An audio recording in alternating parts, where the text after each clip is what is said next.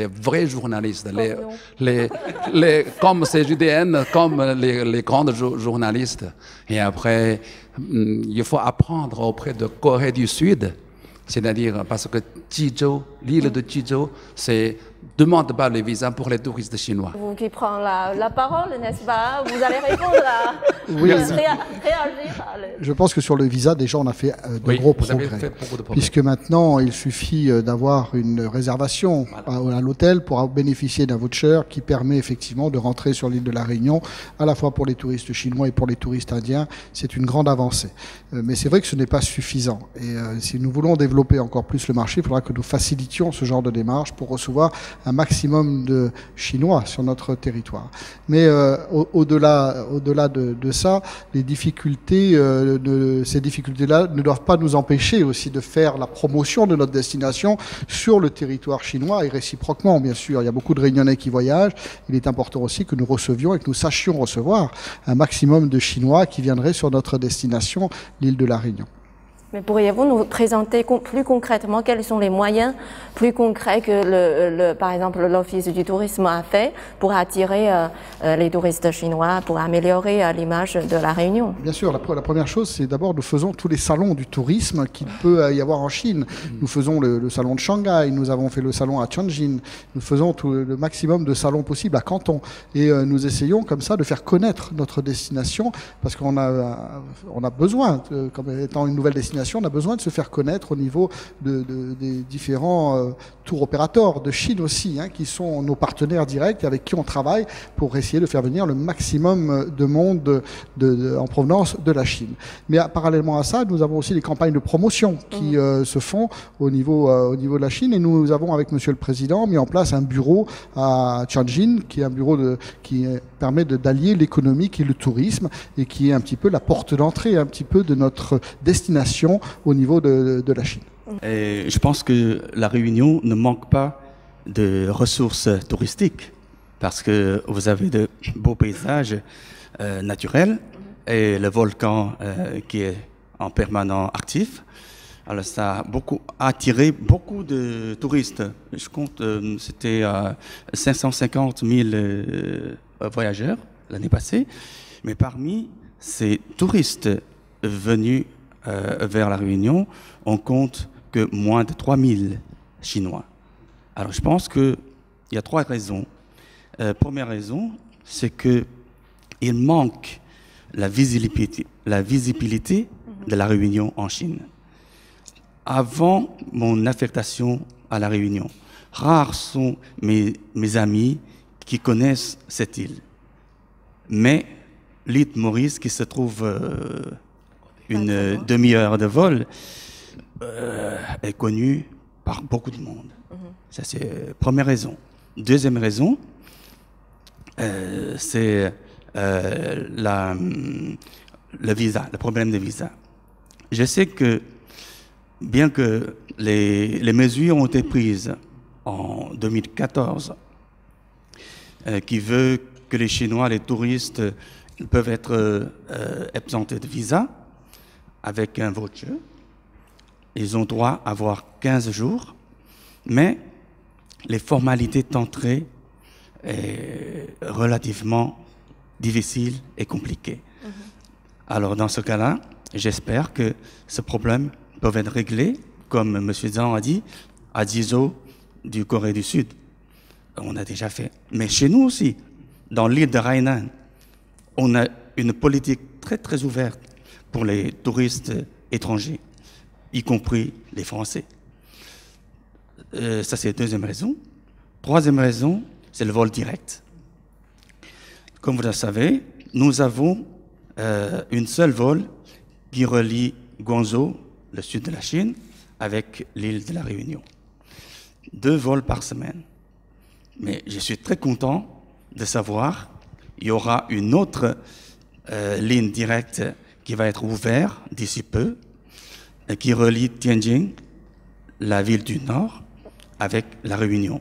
Ça, c'est très important. Puisque nous sommes déjà arrivés ici il y a 3 jours, on constate qu'il y a une communauté chinoise très importante sur l'île de la Réunion. Donc il y a un point qui est très curieux pour les Chinois, c'est que comment les Réunionnais regardent la Chine et les Chinois? Je l'ai dit tout à l'heure, je me sens en partie chinois, c'est-à-dire que j'ai grandi, j'ai vécu avec des amis qui eux-mêmes sont originaires, dont les parents sont originaires de Chine. Nous avons été ensemble aux mêmes écoles, nous avons partagé les mêmes cours de récréation et nous continuons donc à vivre aujourd'hui et en partageant donc très naturellement les coutumes et la culture.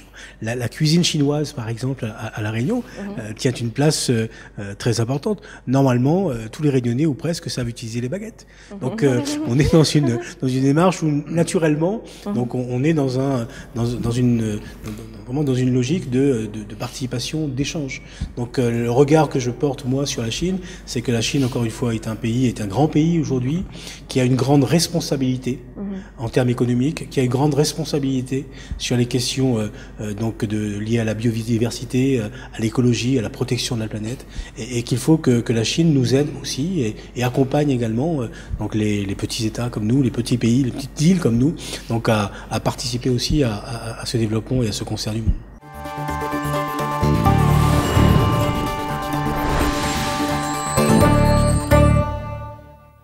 Malgré cette harmonie à La Réunion, dans le monde actuel, il existe encore de grands défis, n'est-ce pas, comme le changement climatique, l'environnement, la protection de l'environnement. Il y a aussi le problème de la sécurité, etc. Donc, messieurs, comment voyez-vous le rôle de la Chine dans la gouvernance globale? L'une des questions les plus importantes aujourd'hui, c'est effectivement celle, de mon point de vue, de l'écologie, du moindre impact environnemental. Comment arriver à concilier économie et écologie? Je ne veux pas ici faire et être dans une démarche de politique ou de diplomatie internationale, mais quand même. Vous avez un grand pays, les États-Unis, pour ne pas le citer, qui finalement tourne le dos aujourd'hui aux accords de Paris, qui tournent le dos aux grandes décisions qui ont été prises. Et à l'inverse, vous avez donc la Chine aujourd'hui qui multiplie les efforts. Je l'ai vu de mes propres yeux, donc pour avoir encore une fois été à plusieurs reprises en Chine, et en particulier à Tianjin, à Shanghai, donc à Guangzhou. Il y a cet effort qui est porté aujourd'hui par les autorités chinoises de pouvoir arriver, je l'espère, à un aboutissement qui permette réellement de concilier économie et écologie. Et c'est vers ça qu'il faut tendre. C'est arriver à produire de la croissance, arriver à créer de l'activité, arriver à créer des emplois, permettre à nos jeunes mieux formés de pouvoir demain trouver un emploi à la hauteur de leur ambition, tout en étant dans une logique qui soit donc celle de préservation également de l'environnement.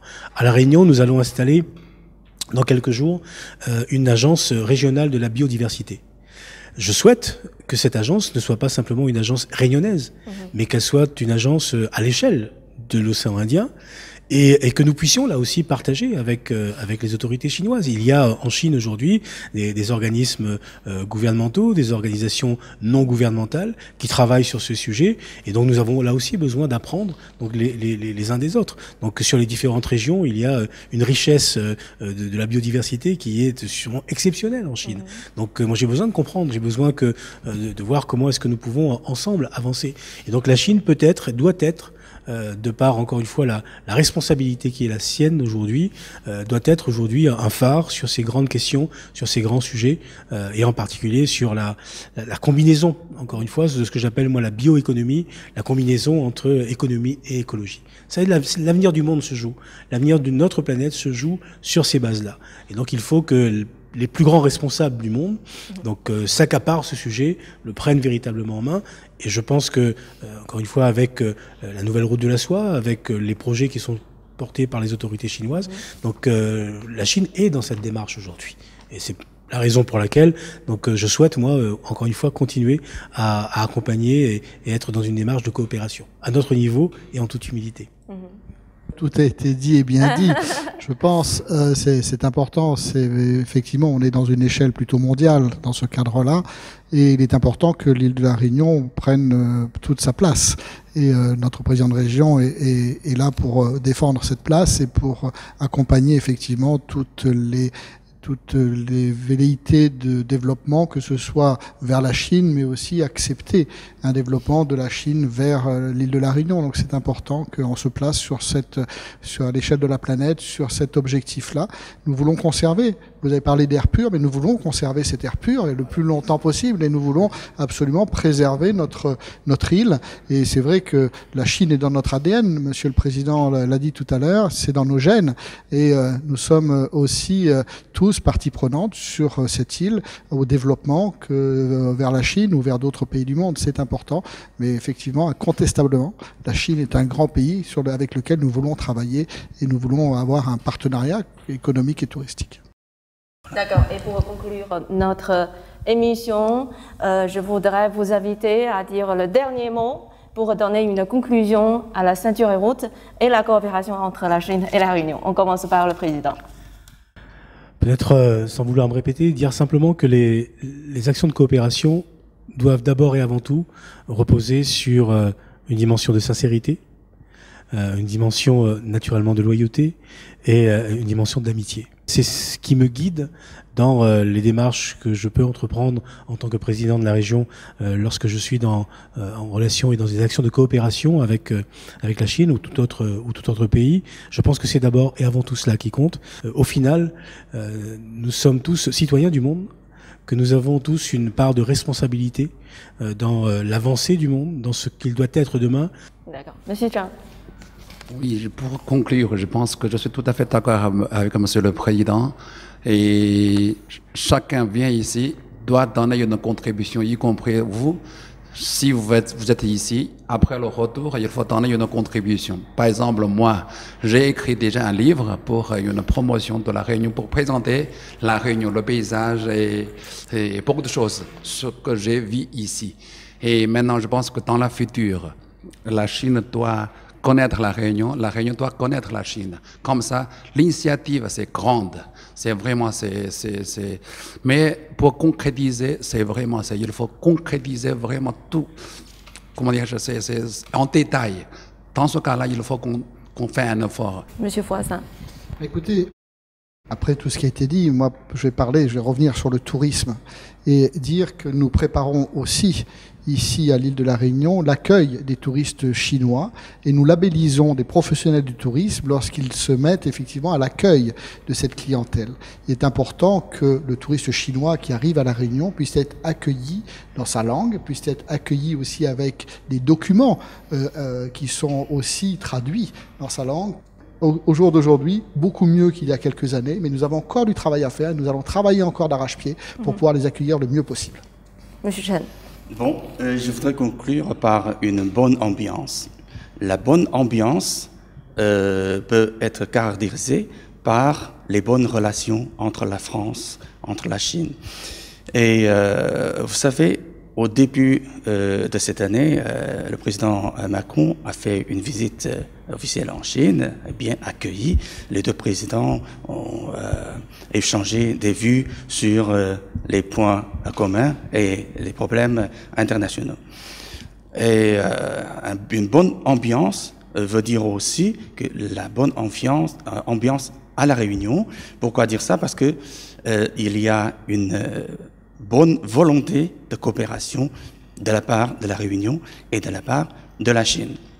Et caractérisée surtout par les liens entre la région et la ville de Tianjin. Et je suis très content de pouvoir être affecté dans cette belle île, non seulement le beau paysage, mais aussi cette bonne ambiance de la coopération sino-française et sino-réunionnaise. Merci. D'accord. Merci beaucoup, chers invités, d'avoir partagé vos points de vue. Et c'est très enrichissant, très intéressant. Merci beaucoup. Merci. Et merci à tous qui ont regardé cette émission de rencontre avec le monde, en souhaitant que la coopération entre la Chine et la Réunion continue de se renforcer. Au revoir à tous et à très bientôt.